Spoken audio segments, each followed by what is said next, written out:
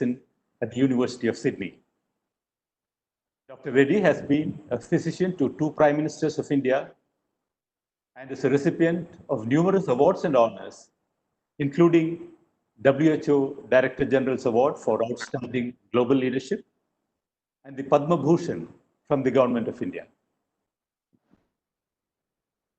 Dr. Reddy, my first question to you: what are the key lessons in public health management that COVID-19 has taught us? Statistics show that in India, our public health spending is about 1.5% of our GDP, as against a 10% plus by countries like Germany and France, and even more by some other countries. Do you see that changing in the post-COVID India? I think certainly the realization has come that our health system has been long neglected and that we are paying a price for it. Not having a strong and sturdy health system, which is not only capable of functioning well in the steady state, but also a quick and efficient surge response in the face of a public health emergency. Every state in India is not like Kerala, which has distinguished itself, but we have seen nationally there are a lot of problems in providing the nature of response, whether it is in the field, in tracing, in contact tracing, for example, or in a variety of other public health functions that ought to be performed in primary health care, or at the level of the hospital itself, where there are huge shortages of healthcare personnel. Therefore, I believe the past neglect is now becoming fairly vividly manifest.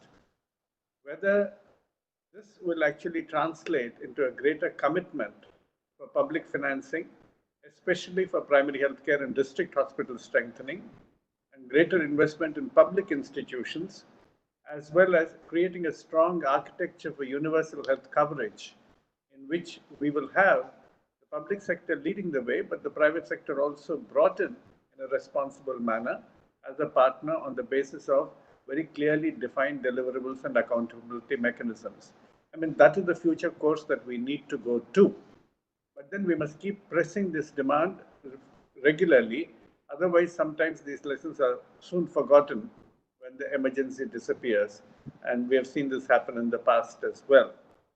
But I believe this time there's a great opportunity also, because the economy is in a bit of a slump. And when we are looking at how best to create employment opportunities, there is a great window of opportunity for creating much greater and innovative employment positions in the health sector, in India and even globally. Therefore, I believe the health sector will enjoy much greater attention, both from the point of view of meeting the population health needs, the healthcare needs, as well as providing a boost to the economy by opening up several windows of opportunity for job creation.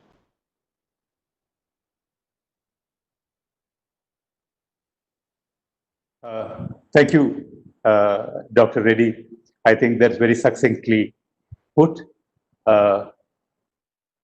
We have Dr. Soumya Swaminathan, who's joined us. Welcome to the conversation, Dr. Soumya. Dr. Swaminathan is a pediatrician and clinical scientist known for her research on tuberculosis. She has been the chief scientist of the World Health Organization since March 2019, and prior to that, she was the Deputy Director General of Programs at the WHO. Dr. Swaminathan holds an MBBS from the Armed Forces Medical College of Pune, MD from All India Institute of Medical Sciences, New Delhi, and subsequently, she held postdoctoral medical fellowship in pediatric pulmonology at the University of Southern California. Dr. Soumya Swaminathan, what will the new healthcare world look like in the coming months and years? And sticking to the focus area of today, and will Kerala be able to leverage its image as a safe place to become a major healthcare destination?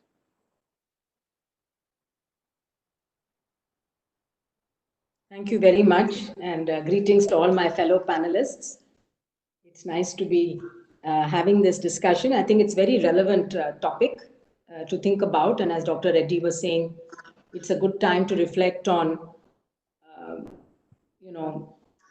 the investments that are needed, at least in the future, to prevent not only such pandemics from having these kind of impacts, but also to improve the health of the population. Now, I think we've looked at healthcare traditionally in terms of treating the sick and in being able to provide health to those, who have already developed disease.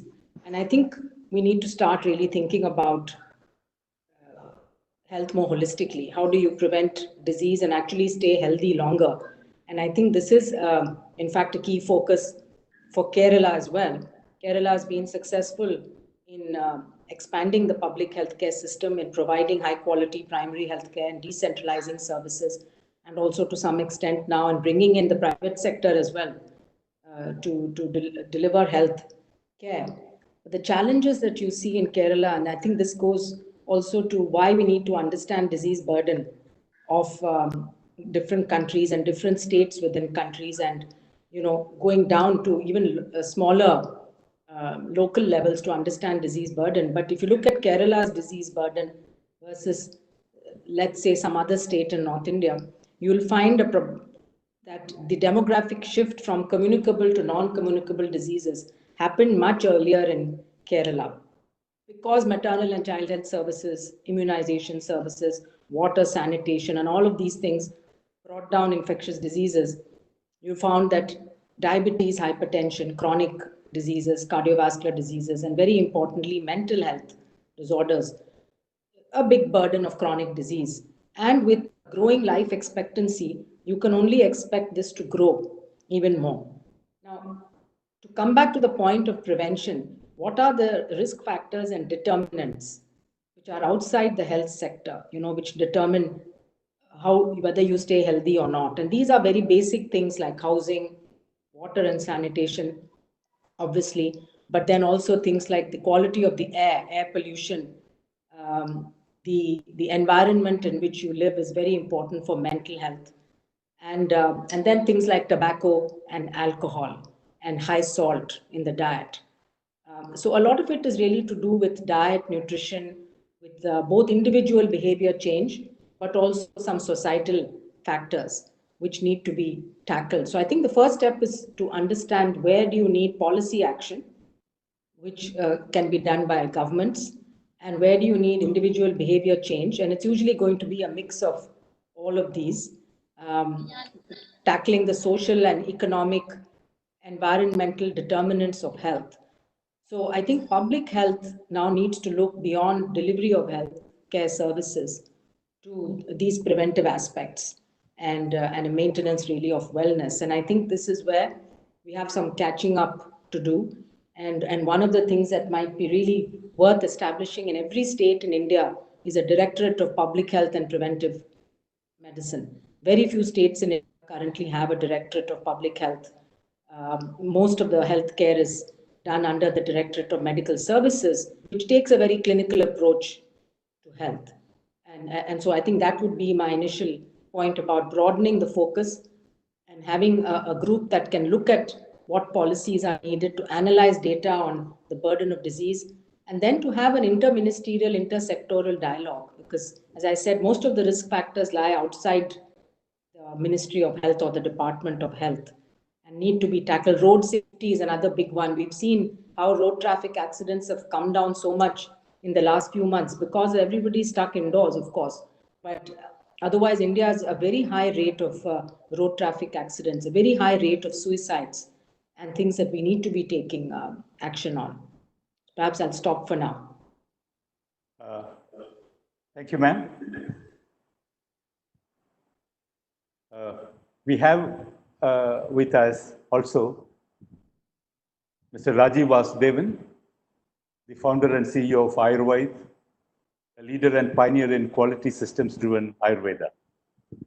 Rajiv is the chairman of the CII Core Group on Ayurveda and the co-chair of the Ayush Sector Skill Council. He has served as the country head of Motorola in India, CEO of Technopark Trivandrum, and on the boards of the Kerala LHO of the State Bank of India and NIT Calicut. Rajiv is an alumnus of the Indian Institute of Management, Calcutta, and the National Institute of Technology, Calicut. Rajiv, before we get into the main focus area of the business, why is Ayurveda wellness services not a billion-dollar business? And what do we need to do for 1,000 flowers to bloom in Ayurveda?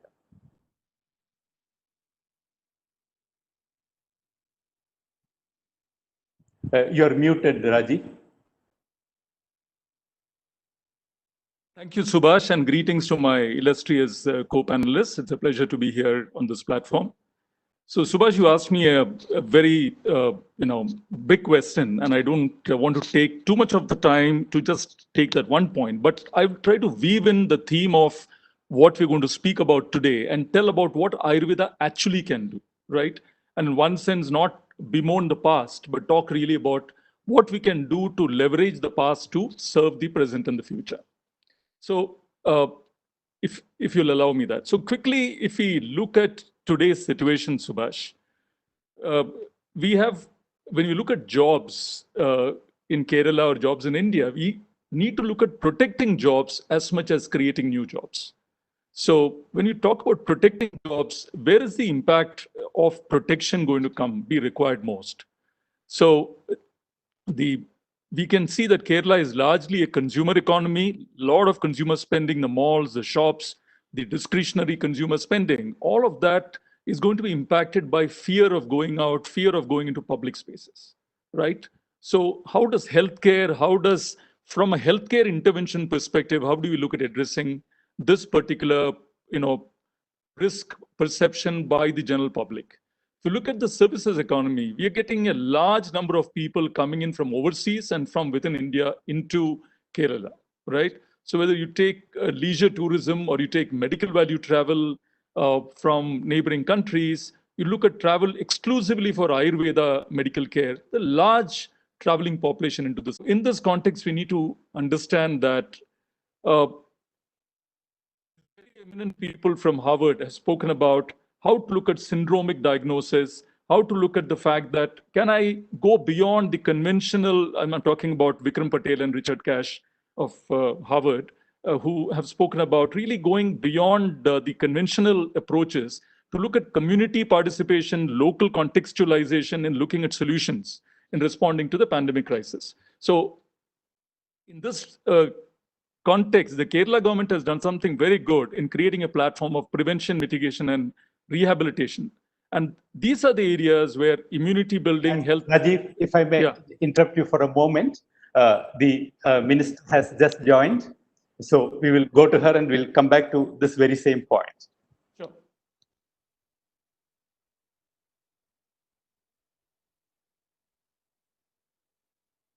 We are very happy that Honorable Minister, Srimati K.K. Shailaja, fondly known as Shailaja Teacher, has joined us in the conversation. Srimati Shailaja has degrees in science and education and was a high school teacher before she engaged in full-time public service. Shailaja Teacher, at the outset, let me congratulate you on the outstanding leadership and the exemplary achievement of the Health Department of Kerala in dealing with this pandemic. This has been noted, discussed at length, and appreciated the world over, and added a new dimension to the famous Kerala model of development. Many experts are of the opinion that the COVID pandemic is not a one-off event, and the residual effects of this and the new ones that are likely to come may take many years, and we'll have to learn with this new reality. Kerala has received a lot of acclaim for its public healthcare system. That said, it is not a perfect system. In your view, what are the gaps that you see in the current system? And what are your plans to address them? Yes. Over to you, madam. Yes. As you said, our public health system is a very good thing, and I think it is better than the other part of India, you know. From 1957 onwards, we are trying to build this public health system in Kerala. Several other reforms related to this development in the health system, especially the land reforms. All the people, almost all the people have some sense of land, and they are the owner of that land. That improved or developed a person's dignity and identity, etc. And also from 1957 onwards, we started decentralized planning, and we have very good education reforms and also reforms in the part of health system, etc. From that basement, we are working throughout these years.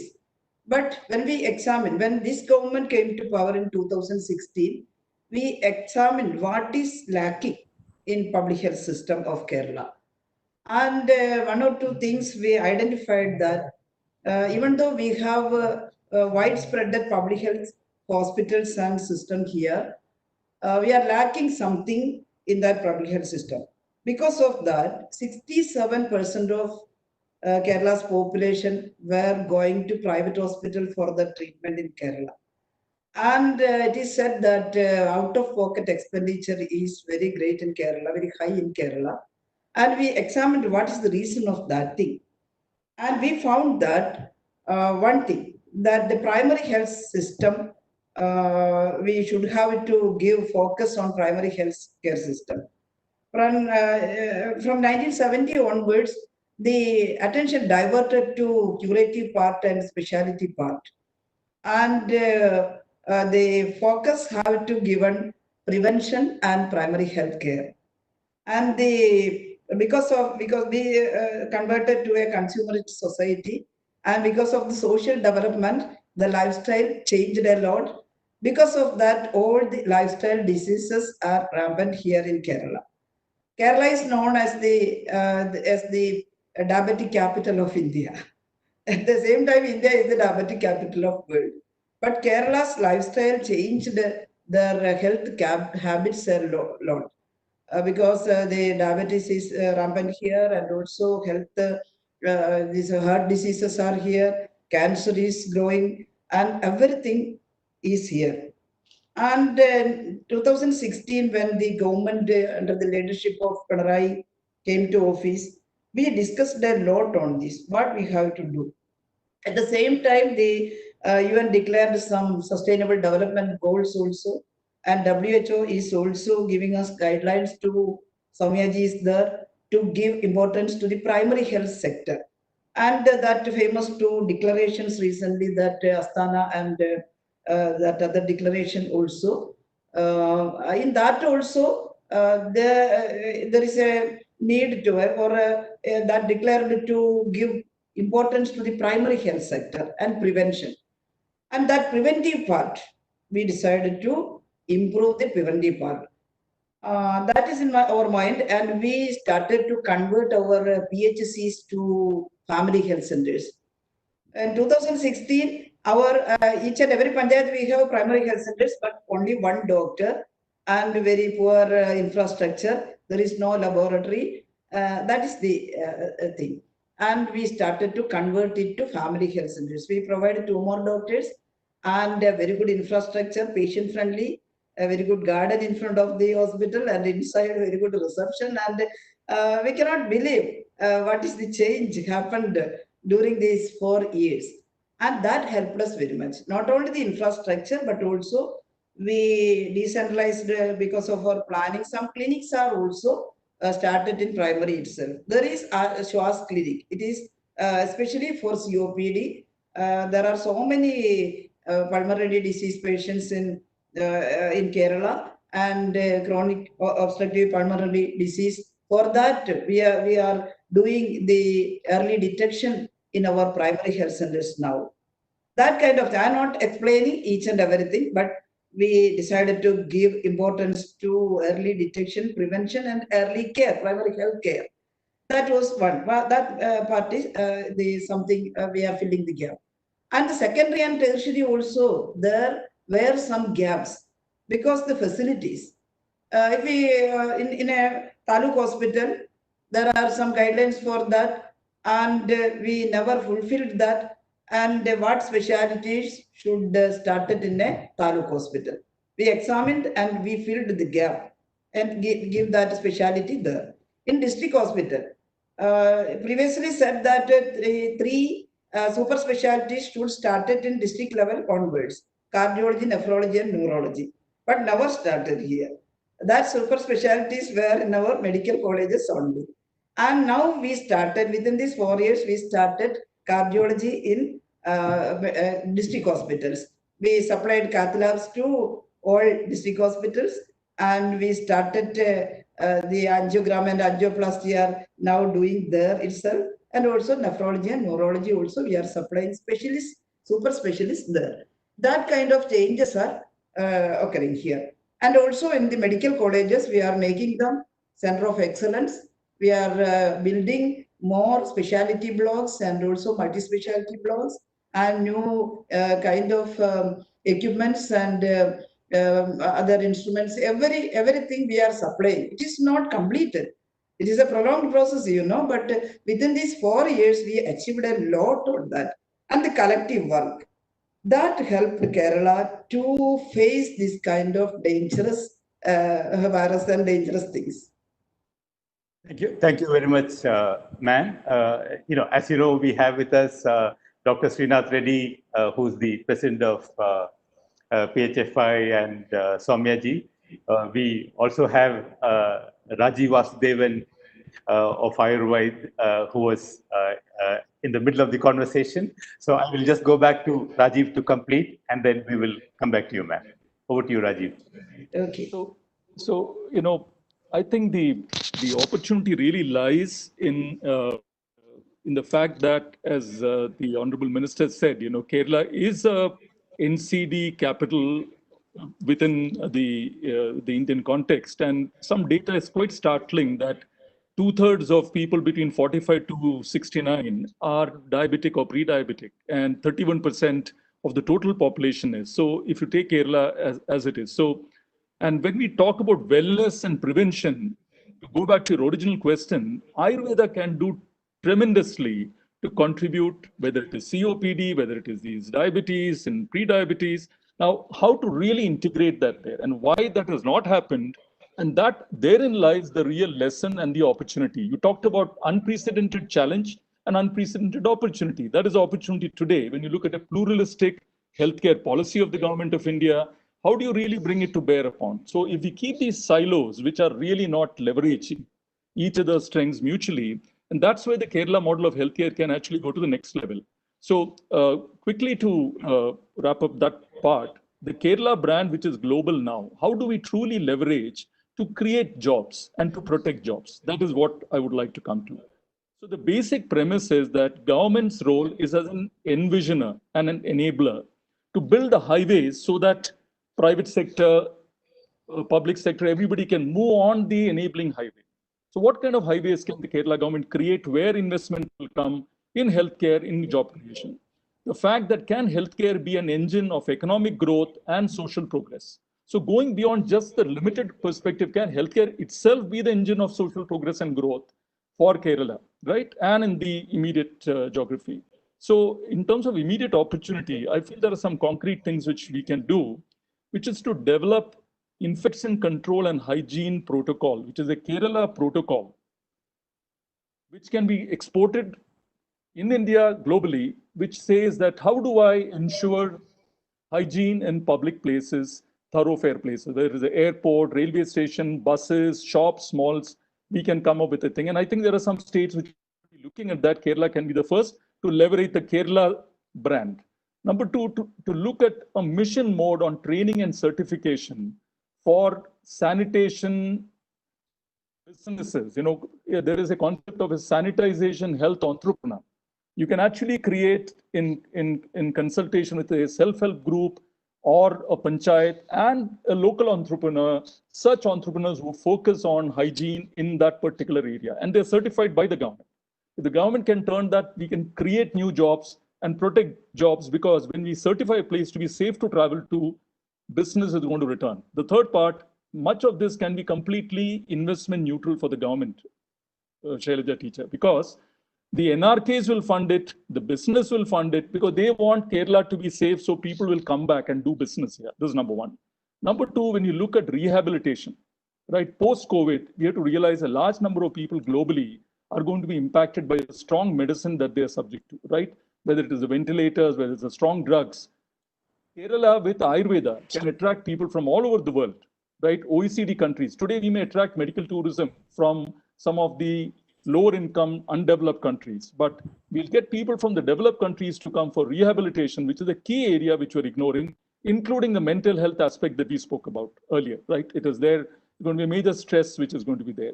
The fact that we could look at the syndromic aspect to do risk stratification, and there are some more points, but let me pause at this point to say we have a very good short-term opportunity in terms of leveraging the Kerala brand to bring in a new phase of promotive preventive care, rehabilitation, and hygiene across public spaces. Thank you, Rajiv. I'll now go back to Dr. Reddy, continuing on that and the point that the minister mentioned. We have overall, if you look at healthcare sector in India, we have a curative subspecialty model of healthcare, quite like the American model in a way. And will there be a shift in the coming months of years to a public health model with emphasis on prevention? And as a corollary to that, as a country, is what we need more medical colleges or more institutes that can churn out community health workers, caregivers for the elderly, palliative caregivers, other paramedical professionals?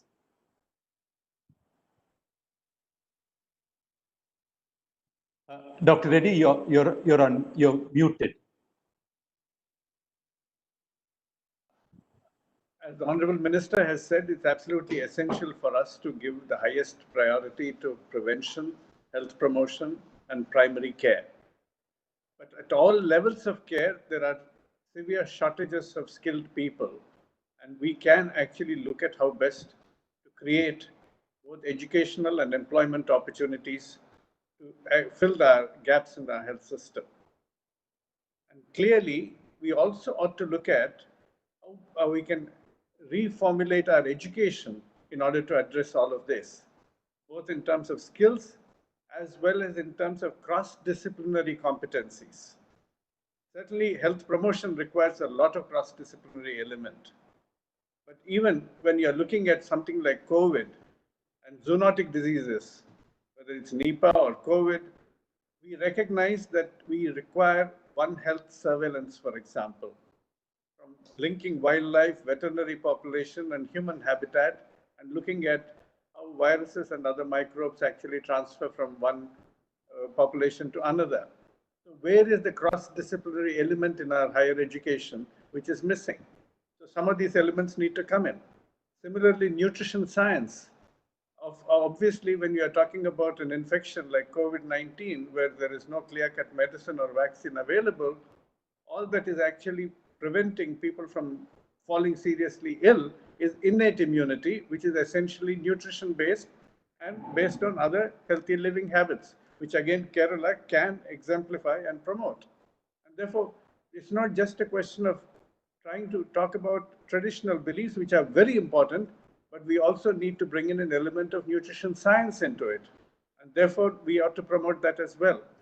All across the healthcare spectrum, right from health promotion and disease prevention to mental health and palliative care, there are so many opportunities for both employment as well as fulfilling the healthcare needs of this country.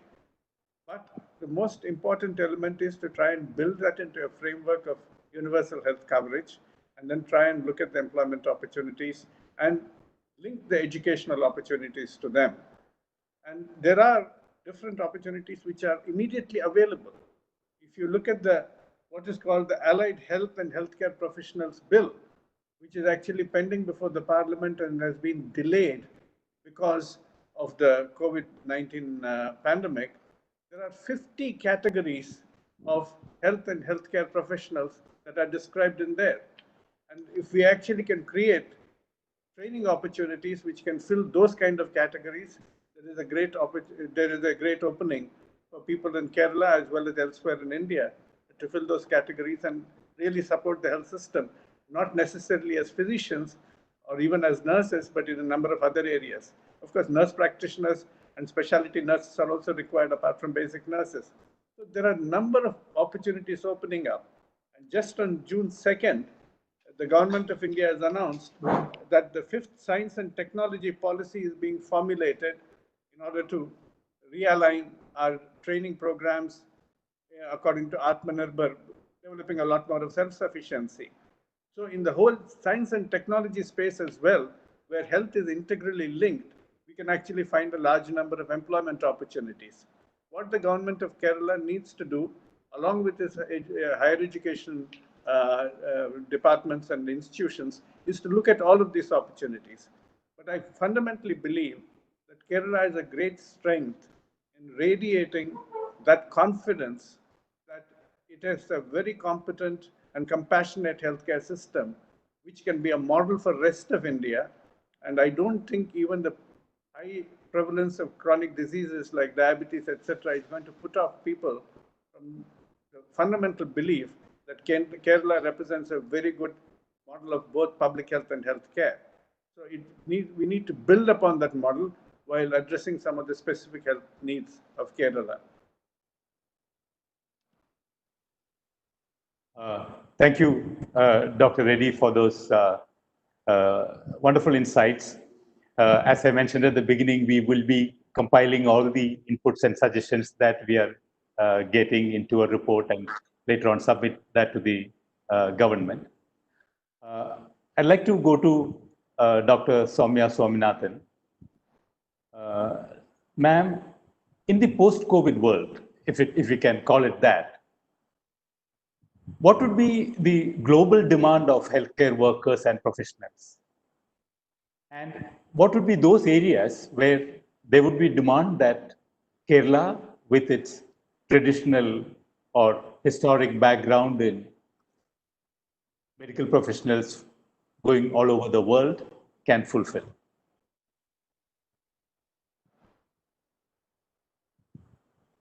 Thank you for that question, and namaskar Shailaja ji, so nice to hear from you in the middle of your busy schedule. Several times I can't connect you. Sorry. You know, globally, the Kerala and Vietnam have been held up as two examples of places where the pandemic has been controlled in a way in which it is sustainable and affordable. So I think everyone is looking actually to see what could be the lessons learned.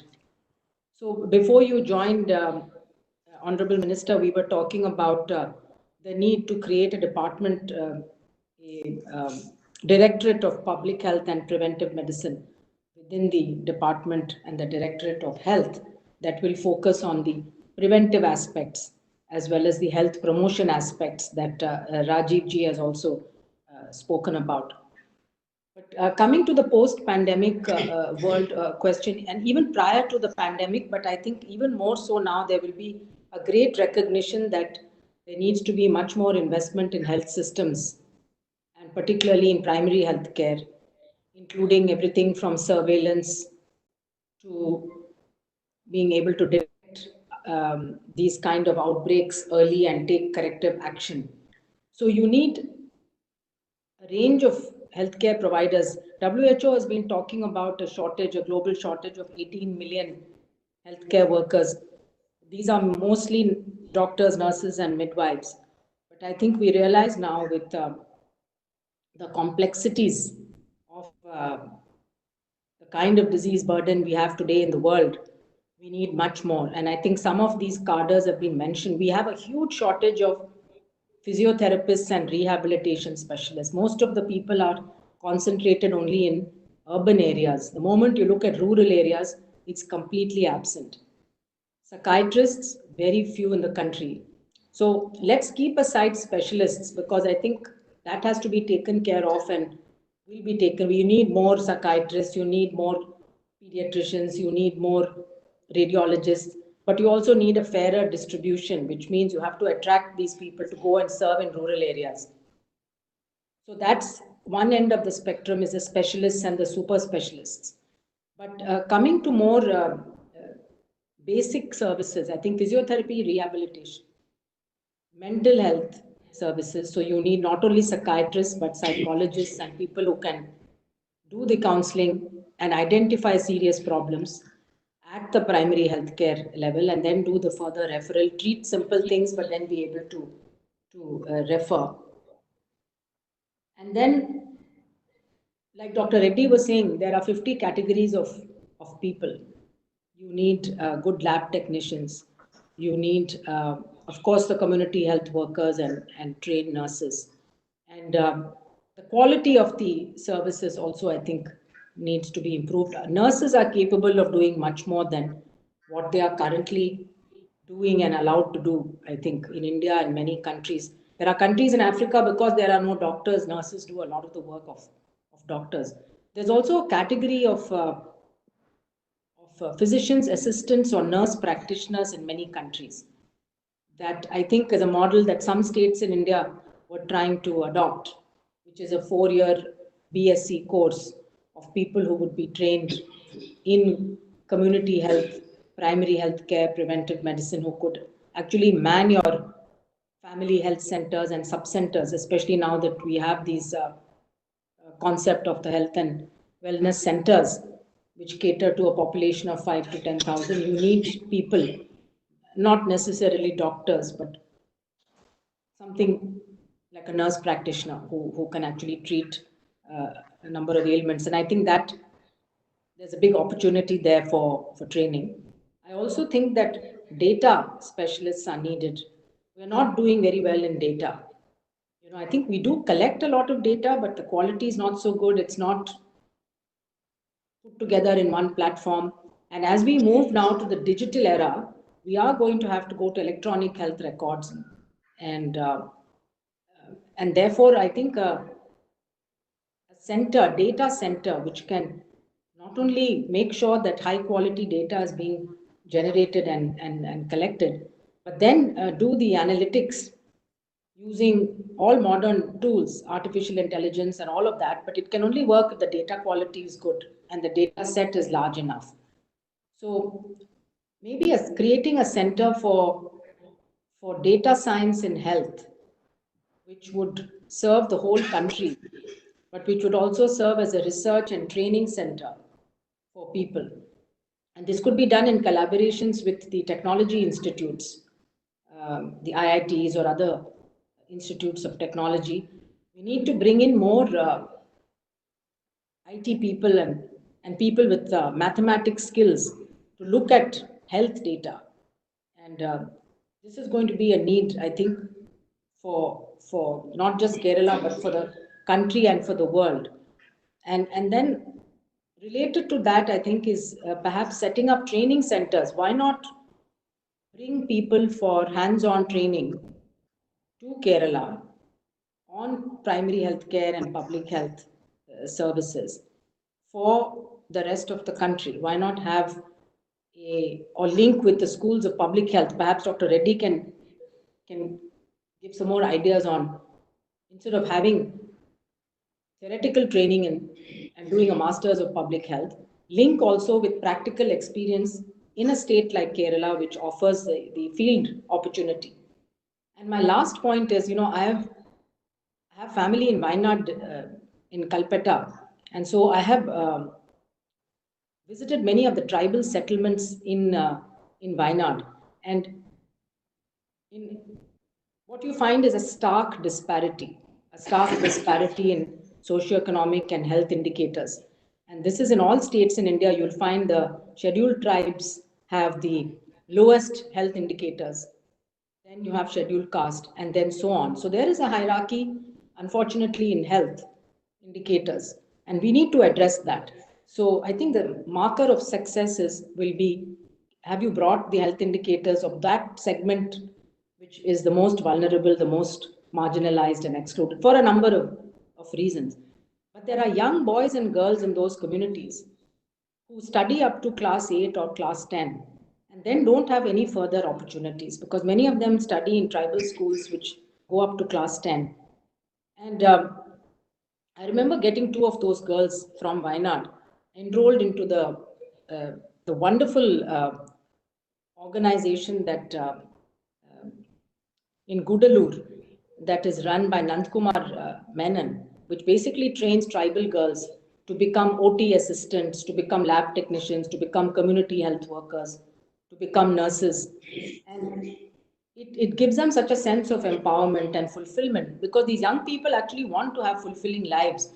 But what is happening today is they go into alcoholism and they elope, they have children, the girls get pregnant, and it's a wasted opportunity. So perhaps Kerala could also think about these training opportunities in the fields of health and education, specifically for tribal youth from all over the country, where they can actually go back and serve in those tribal areas where no one else wants to go, and improve both health and education in those districts. Thanks. Thank you, Dr. Soumya. I think the Honorable Minister will address the last point that you mentioned specifically. But ma'am, I have one more question to the Honorable Minister. Given the finances of the state, it is unlikely that large-scale recruitments of full-time professionals can happen to the health department, be it doctors, nurses, or other professionals. But the need for health professionals and public health workers are going to increase in the coming days and months and years.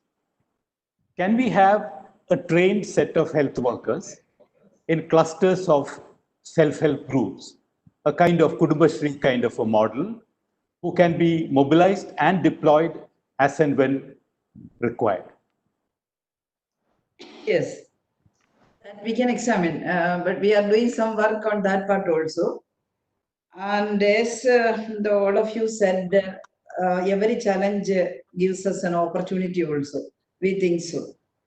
But the issue is that the unemployment in India is very high comparing to other countries. We can say so. And it is, I think it is my personal opinion, I think it is because of the policy adopted by the government after the independence. And if that policy is not changing, we cannot solve that problem of unemployment. It is again increasing, unemployment issue. In Kerala also, there are so many youths and educated youths, they are not getting any job. As a state, Kerala cannot provide jobs to all because the financial condition is like that. And our tax system, tax collection system is also like that. The taxes are going to the center and center is distributing to the states as plan fund or some other mission fund, etc. We are not getting proper money from the center. Especially you see in the health sector. What is happening here in India? Our central government is spending only 1% of the GDP to the health sector. That investment is too short and we cannot do anything out of that amount. And Kerala is also struggling with that scarcity of fund and proper investment out of that. But if we get a small amount of money, our proper planning and our belief in poor people and decentralized method, that helps us to develop this way. And everyone is discussing about Kerala's development because on part of the financial position, we are very poor state and our revenue income is too less comparing to others, some of the other states in India. But human development index is very high in Kerala. How it happened? That is the point to study. And it is nothing, but it is because of the planning, decentralized planning and these some reforms as I mentioned earlier. And that alone cannot sustain. And we should get more money, and our central government should change the policy to solve the problem of unemployment and also the poverty, etc. There are poverty in all states. The villages are, I think, we cannot alleviate poverty from Indian villages. That is there in India after these long years of independence. But in Kerala, we are doing some experiments here. And as you know, in 1960, in the staff pattern of medical system in Kerala, when this government came to office in 2016, the staff pattern is of 1961. And we want to create more posts, more doctors, more nurses and technicians, etc. But there is one obstacle, that is the money problem, financial problem. But this government created more than 5,000 new posts, more doctors, more staff nurses, and also technicians, laboratory technicians, and also pharmacists everywhere. But it is not sufficient. Thousands and thousands of new posts should be created to address the health problem properly. But we are doing with this equipments or these weapons, we are fighting. And we have too short of weapons, but we are fighting with that. And we are yielding some good result out of that. And we are trying to focus on prevention, I said like that. Now we are utilizing this indigenous medicine also to make immunity or to improve the immunity of people. We are using the Ayurveda, etc.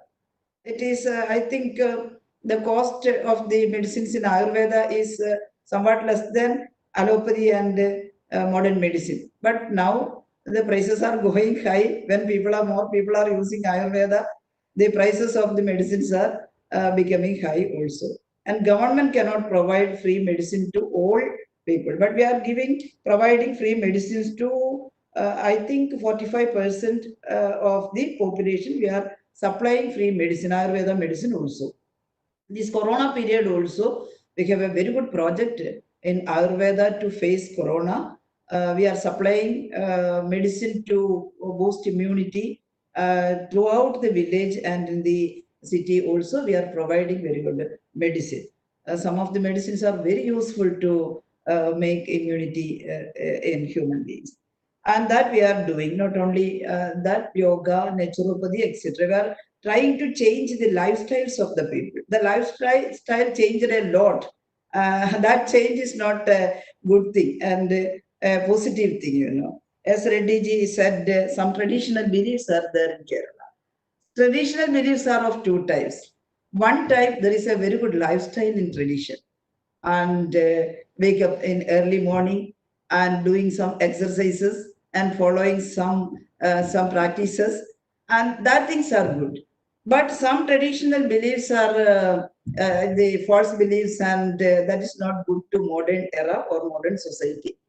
We want to pick up from the traditional beliefs what we have to implement in the contemporary era and what we have to discard. We are doing that. But the religious beliefs and other things are rampant in Kerala also. That feudal culture is here. The bad side of the feudal culture is here. And it is not easy to pick up good things only from this traditional thing.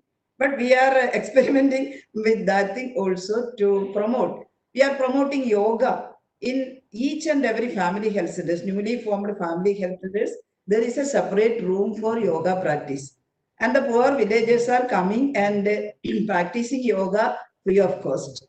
And they are going, but we should have to ensure that they are doing yoga in their houses. And we are using our health workers, Kudumbasri workers, and our ASHA workers to check whether they are doing exercise or not. Even if poor people, not only rich people, poor people, they are also getting diabetes, etc. because that traditional exercises are not here. And beating the rices, etc. that is not here, you know. And because of that, they are also becoming these lifestyle diseases. And we are prompting them to do some exercises that is starting from the ground level itself. And we have some results out of that, not completed that thing. Just we started that thing from the early. And several things you mentioned, I am not responding everything. We have to study several things. When the Nipah period, at that time, just I tried to implement that One Health approach at that time, Nipah time. I remember that. The bats are the carriers of this virus, fruit-eating bats. At that time, health department only cannot do anything.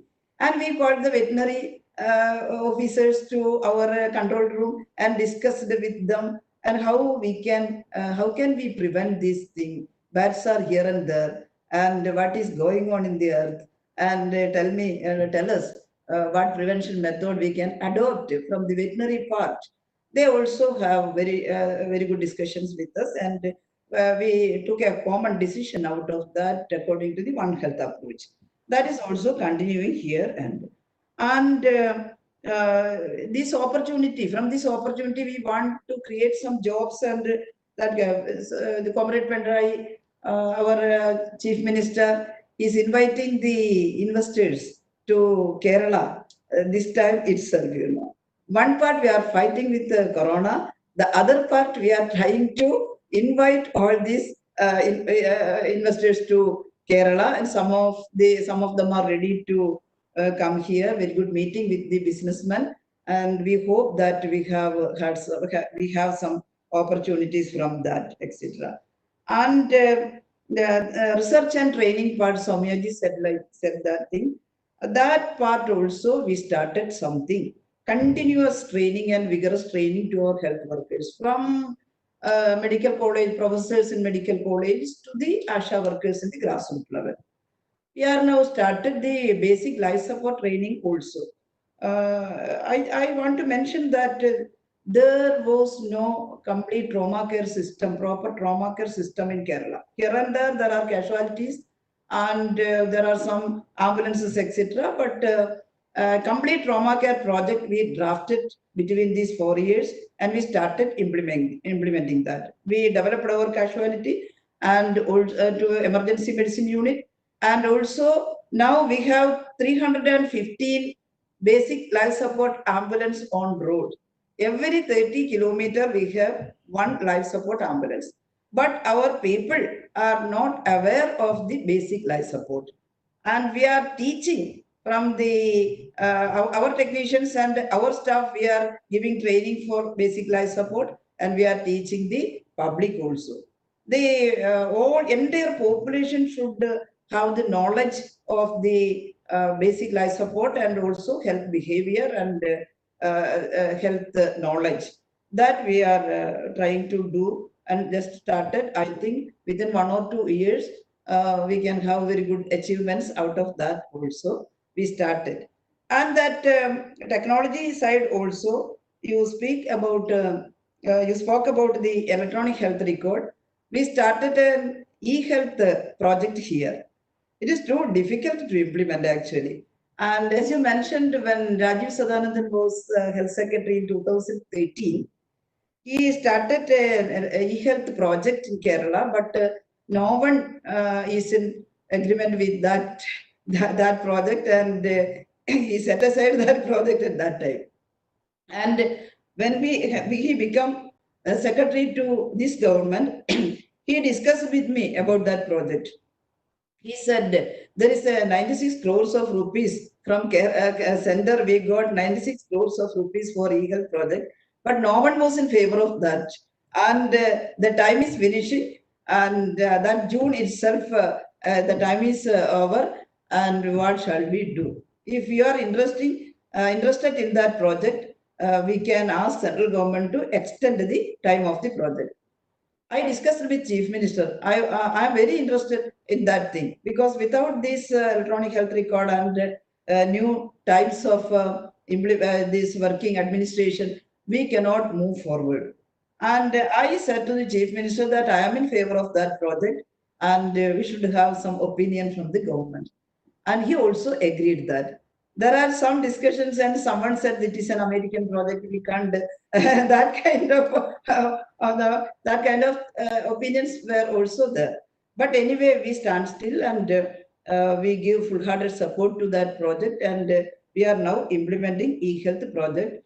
I think more than 67 hospitals have now very good system of e-health, and we are giving e-health record, electronic health record to poor people, and we are connecting all this together. And that's a very good experience, but we want more than 500 crores to implement e-health system throughout Kerala. That is the problem. Now we are again going to the local self-government. If you are interested in your public primary health center, please have a project on e-health. And they are placing some project with their plan fund. And if they are interested in that project, they are implementing. But some are hesitating. No, we have no money. That is health department's project. And we have no plan fund. We have no proper own fund. And don't disturb us. They are thinking so. But we are inspiring them. If one panchayat is ready to do that and it become a success, the other panchayat also become prompted on that. And we are sure that within 3 or 4 years, we can complete. That is too much time. Within 2 years, we can complete this e-health project also in Kerala. That is also a hardship and very hard experience, experiment, you know. And on the tribal part also, there are also, I don't know, the central government and state government spend a lot of money throughout these years to the tribal area. And we cannot count what is the amount of the money we spend in the tribal sector and what is their fate now. As Soumya pointed out, even in Kerala also, they are in a pathetic condition. Small houses, and they are not coming outside, and they are not getting proper education. Kerala is different. I think in tribal area, most of the students are going to school. Most of the children are going to school. Otherwise, we are searching them and putting them to the school. But their life condition, it is the same in the previous years, you know. And again, we are trying our best to improve something is lacking there. Our projects are not successful for them. We have to rethink. We have to think in their part. What is the development they wanted? And what the type of development we are implementing to them. We cannot make same thing to everybody. They want some different thing, you know. In health sector, we started something that 𝐴𝐸𝐴 ASHA. That means ASHA workers specially for these tribal people. We trained them, and that are selected from their own places, their own tribal girls who have education up to 8th standard or 10th standard. We are selecting them and we are training them. 250 candidates we selected from them and trained to 𝐸𝐸𝐴 ASHA. And that ASHA workers are going to their huts and going to their home, and they are reporting their condition, health condition to health department, and we are taking them. And we are building some small houses nearby to the Taluk hospital or district hospital, especially for pregnant women. They are not willing to come to the hospital wards or hospital rooms for stay. And we are taking the pregnant women earlier, from 8 months onwards, we are taking them, and we are they are allowed to stay in that small house, especially for them, and they can prepare foods of their own. They can stay there up to their delivery. It is also just started. 2 or 3 such kind of buildings were built now, and that we have to build throughout the places where more population of tribal peoples. And we are doing something in health sector for the tribes, but that alone didn't give any result. Every part should have to attend in tribal area, education and also other social reforms and all other things, their infrastructure development and their travel, transport, everything we should have to address. Then only we can save that poor people. We are doing these things here, and from this corona also we are seeking some kind of opportunities in health sector also. There is opportunity from throughout the globe that our health workers or our nurses, our doctors are wanted from other part. We started some discussion with France before corona, some France, UK, and some other countries to have some kind of training, some courses, as Soumya mentioned here, 4-year course or like that, in connection with other universities, famous universities in the world. But because of this corona, We cannot move forward with that project. I think we have to live with this virus and we have to start this kind of discussion with the virus. One more thing I want to add. Now the situation is not so good here also because the second wave occurred here. That we expected that thing. All the Keralites are coming back. 6 lakhs of people registered in Norca and 1.5 lakh reached here after the lifting of the this lockdown June 1st, May last, and they are coming back. And we got more than 1,000 new cases out of that. The first part we got 5 cases and cured all of them except three. 3 died, and the case fatality rate was too low at that time, and the discharge and recovery rate was too high, up to 99%. But it doesn't stop. It is again coming. Now we have more than 1,000 cases from the new coming, from all over India and also from abroad. And now we are fighting with that cases. Our graph again become high. Once we flattened the graph more than anything. And now the flat is to the top, touching the top. And now also we are fighting. But we have very good COVID special hospitals, COVID first line hospitals. And if it become 10,000, we can deal with it. But if it become 50,000, what shall we do? And every resource will exhaust at that time. That's a fear actually, but we have a system here and we are working hard. And the Kerala cannot stand as an island in this world. And Tamil Nadu should also become very good state, and they should also recover from corona. Mumbai should also, Maharashtra should also recover from corona. Otherwise, again, people will come here with virus carriers. Then our result will again upturned. And that is the thing in Kerala. But we are enthusiastic that we will win the second wave also. We can reduce this thing also. Our officials are working hard. Our government is working hard. Not only the health part, but also health sector, but also in other social sector also. Our government is working hard to overcome this crisis and to get some gain from out of this challenge also. Thank you, ma'am, for that detailed response to the various queries that the different panelists have said. I'd like to go back to Rajiv with a question.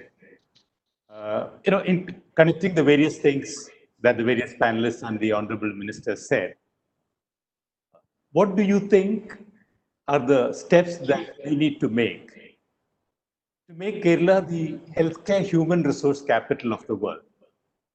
We already have a legacy of supplying healthcare workers and paramedics to the world. It is a socially accepted profession here. And as in one of our earlier discussions, an expert pointed out, we have migration in our DNA. The Keralites are willing to travel to any part of the world to pursue that career. So how can, in the post-COVID world, we can translate that into a great opportunity for the young and skilled of Kerala? That's a very important question. And I think Kerala is uniquely positioned to leverage that opportunity in this manner. If you take, for example, Japan, Dr. Soumya did refer to the fact that globally there is a huge shortage of both healthcare workers and paramedical staff, etc. In Japan alone, to treat the geriatric population, caregiving for them, 300,000 people are required. I understand right now in the Middle East and UAE in particular, in the region, about 100,000 people, some companies who are supplying healthcare workers to these areas and are looking at supplying, are talking about that kind of demand, which is unfulfilled. But to really make that happen, what is important, they do indicate, is not just take an allopathy nurse or an Ayurveda therapist, but to bring in a syncretic profile where he will know the basic nursing skills. In addition, basic Ayurveda skills. Such a person would be extremely valuable in caregiving and nursing in a mass scale. So we need to look at like where you take a plumber and an electrician, can you have somebody who's trained in 2 skills to go as one person? The other part is that when we talk about innate immunity, when we talk about a directorate of public health and wellness, unless we change the mindset and really look at this and, with due respect, Shailaja teacher, I mean, you've done a tremendous job. The Chief Minister has led from the, showing the world what Kerala can do, and also giving an opportunity to Ayurveda to work in prevention, mitigation, and rehabilitation. Having said that, we still work in silos. And this is a golden opportunity to break those silos, Honorable Minister, because if we keep thinking that, we do wellness in one part and one part, etc., we're never going to break this. Kerala is going to remain, even after 5 years, doing roughly what you're doing today. We are battling a serious NCD crisis. We have, let me tell you, on the part of tribals, the number of people working in Ayurveda today who are from scheduled caste, scheduled tribe, backward classes is not a joke. We ourselves employ a large number who come in and become thorough health professionals who earn as much, if not more, than other allopathy nurses, right? Because they're given an opportunity. When you look at recognition of prior learning, certification, it's a tremendous opportunity, and Kerala should take advantage of that today.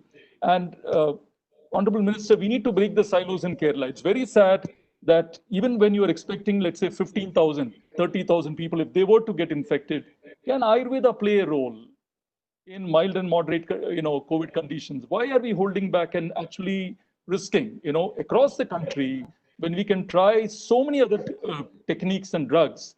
We should be giving a chance, because I think that is where Kerala will become a unique place, a destination.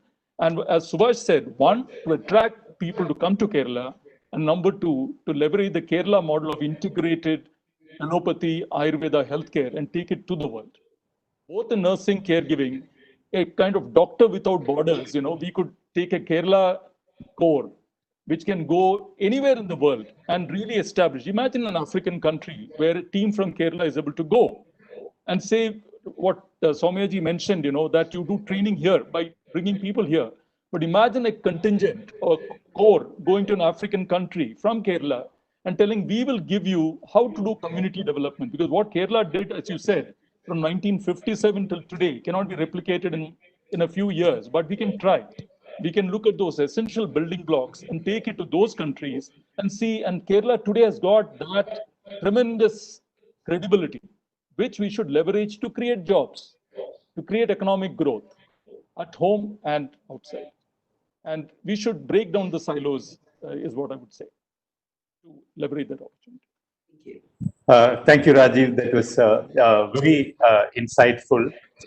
We don't have too much time, so I have one more question to Professor Reddy. As an expert, as a globally renowned expert in public health, in your view, what ails the public health system in India? What would be the top three things, top three issues in your view? And from your experience of working with the non-governmental organizations like the PHFI, what are the major successes and failures that PHFI had in influencing government policy? Dr. Reddy. So you're muted, Dr. Reddy. I'll probably skip the second question, but I'll address the first question. Because success and failures inevitably occur in multiple ways, and some of which we recognize as possibilities that we have utilized, and some of them are barriers which are yet to be overcome. Okay. So we will not discuss them anyway. Sure. But in terms of what I believe are the topmost priorities, it is absolutely important for us to develop a health system which looks at healthcare certainly, but health beyond healthcare, bringing in the social determinants very strongly. And the best place for that are the primary health services, where we can actually blend in health promotion, disease prevention, and bring in multi-departmental, multi-agency, intersectoral coordination in order to address many of the social determinants of health, even as we are attempting to provide health services in health promotion, prevention through health facilities and primary healthcare workers. Primary healthcare is going to be the fundamental base for delivery of universal health coverage in all dimensions. Then, of course, I believe that we must actually, going back to some of the other elements, ensure that the health structure is, of course, very well established in terms of continuity of care, both at the primary health care level, but also with adequate linkages to secondary and tertiary care, and return back to primary care. And that's important. And that's where electronic health records can be helpful. But I would only suggest that, unlike the American model of electronic health records, which are extremely defensive in nature, highly cumbersome, we ought to simplify it for India's needs and not necessarily be adapting it to the litigation-minded American system, which actually disables the doctors from dealing with the patients adequately. They're looking more time at the computers than at their patients. This is the complaint.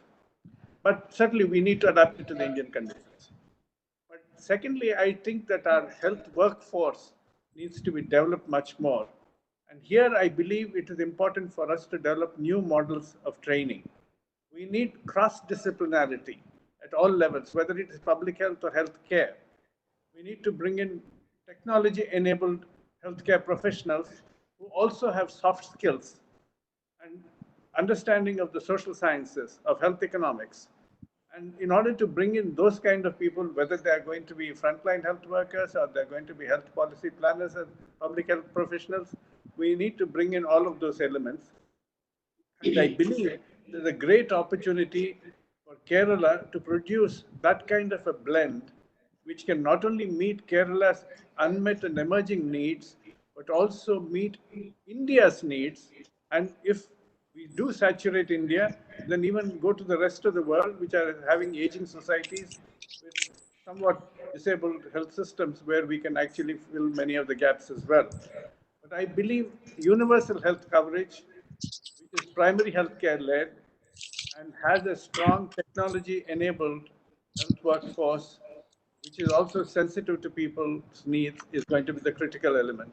But I would end by saying one of the very important lessons of the Kerala model, which ought to be replicated across India and certainly enhanced across the world, is people-partnered public health. Public health and healthcare cannot exist in isolation, delivered only by healthcare professionals or an organized healthcare system. Unless the citizen participation is there in terms of very enabled and empowered partnership, we are never going to achieve successes in public health, and even our healthcare is going to be rather limited in its outcomes. I think that is where Kerala model can be actually amplified in Kerala, adopted in the rest of India, and certainly also exported to the rest of the world. Thank you very much, Dr. Reddy. We have been getting many questions from the audience as well, but I think due to paucity of time, we will not be able to take that. But however, we will compile those questions and reach out to you with that. So I will now need to get to my task of summarizing today's discussion. The Honorable Minister spoke about how we have many challenges in the healthcare system, with about 67% of the population going to private hospitals. The out-of-pocket expenses are high. And the focus was earlier on the curative secondary care and has now been brought back to the primary health care. Kerala has got the dubious distinction of being considered a capital of lifestyle diseases like diabetes, heart diseases, cancer, and the decentralizing of healthcare and increasing the infrastructure, both in the primary, secondary, and tertiary facilities like taluk and district hospitals, have helped us make significant progress in that area. Coming to the jobs issue, unemployment is a legacy that we have of decades of policy. Public spending is low. The staff pattern in the healthcare system is again a legacy system. We need to actually bring about lifestyle changes. And looking at tradition, there are good and bad aspects of traditional systems and processes that we need to follow. The minister emphasized on the need to pick the relevant ones. She also spoke about the One Health approach, which I think is one of the United Nations recommendations as well, to look at the holistic way of health, as to see that the humanity is not an island. We are integrated with the rest of life forces. They need to get investors into the state to invest in research, training, and also the opportunity of how we can have Kerala-based skilled manpower approaching the different parts of the world.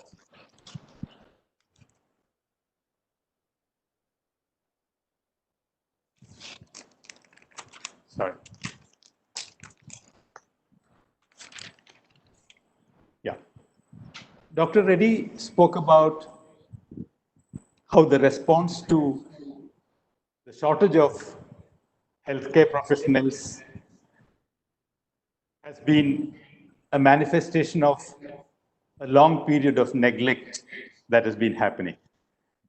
He reiterated the importance of having greater investment in healthcare and a comprehensive public health policy, which can lead to employment opportunities in India and globally.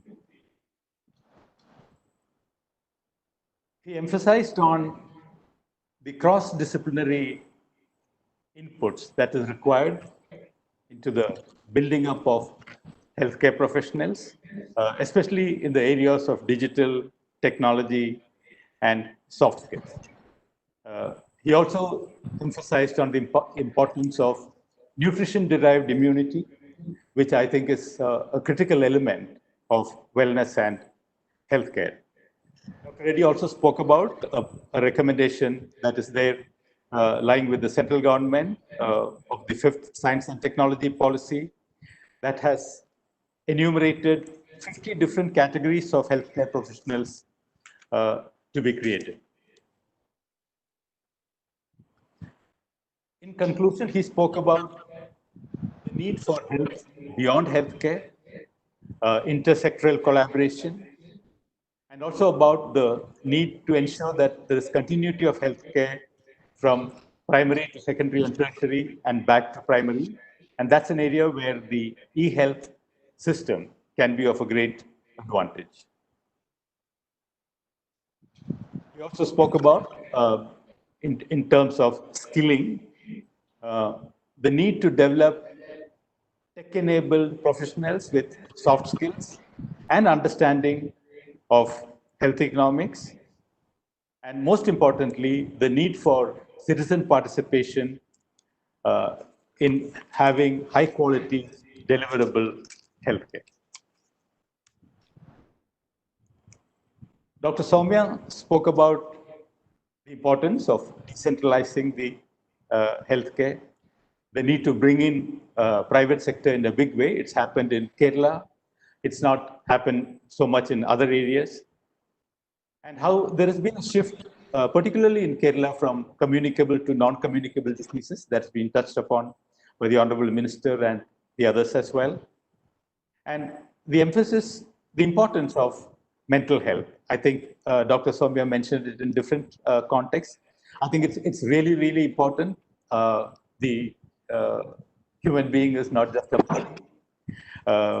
So a holistic body-mind approach, and how also taking on the elements of the One Health policy, how the importance of the environment of all life around us is critical for health, and the adverse effect of tobacco and alcohol, and how, in addition to policy, there needs to be an individual behavior and attitude change to help the state and the country to reach the goals that we need to have.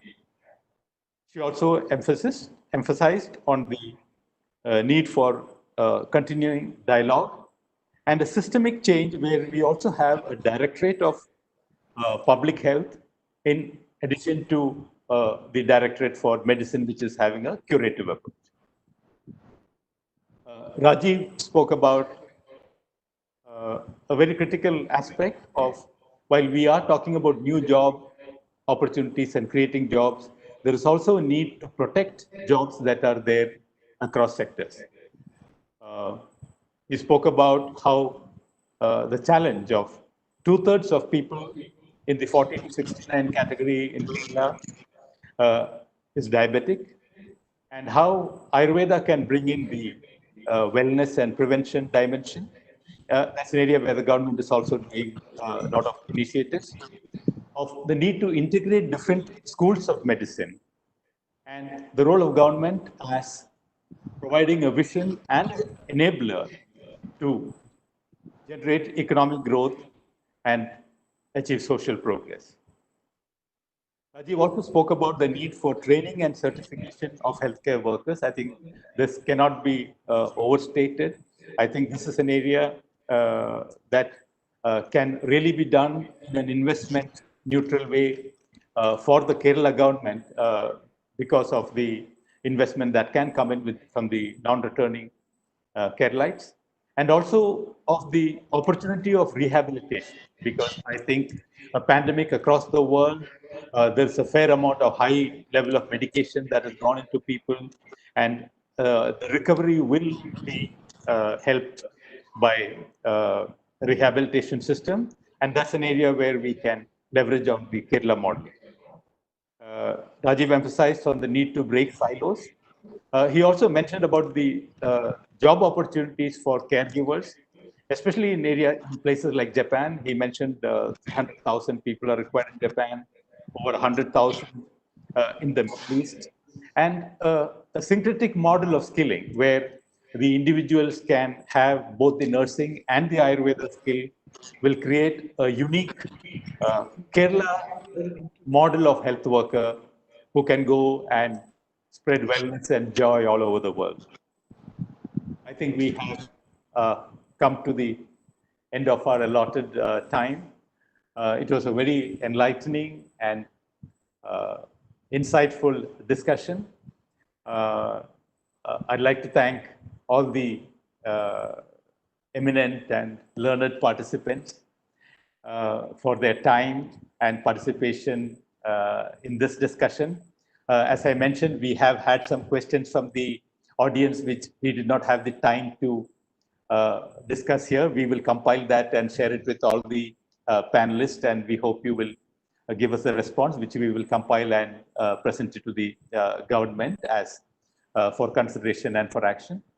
And a big thank you, Madam 𝐶𝐈𝐺𝐺 teacher. We know how busy you are, we know your schedules, and the fact that you stayed for the full length of the program, participated intently and attentively in the discussion. We really appreciate that.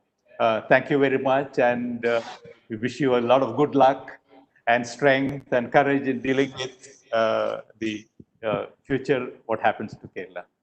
Thank you, everyone. Thank you for all the viewers who have come in, and thank you to ASAP for the organization. Thank you all. Thank you. Thank you very much. Thank you. Thank you. Thank you very much. Thank you.